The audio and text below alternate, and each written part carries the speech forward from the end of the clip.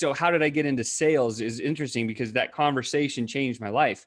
I'm speaking with my dad and I say, how do I make a boatload of cash? And he says to me, he goes, well, you got three choices. And thank goodness my dad always talked in like simpleton layman terms because that's the language that I communicate in. He says, Sean, are you a CEO? Stopped for a minute and I was like, I don't really know what those letters mean, Dad. So I'm not that.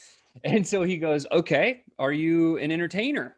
And I was like, can't dance or sing or rap. And no, not that either. And he said, guess what? You better go learn sales. Okay, now I have direction. So let's go see if I like sales. And so I dove in, I took a sales job and I sucked.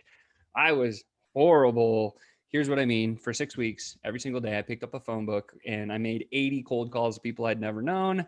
I was selling business to business stuff at the time, commodities. And most people are like, what are commodities? Well, like aluminum extrusions and sheet metal and like stuff that goes to medical companies, like the cow carts where you rub them together and you zap someone in the heart. Well, those little panels have like these wire cables attached to circuit boards. And so all that stuff, all that metal, all that electronics, like that's what I used to sell. That's what the commodities were.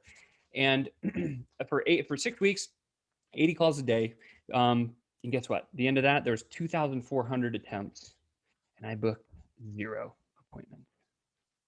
And the reason that I stuck it out is because I gave myself 8 weeks. So I had 2 weeks to go. My boss is like coming down the hallway. He's like, yo, man, you really suck at this sales stuff. You better figure this out. Or like, I'm going to fire you.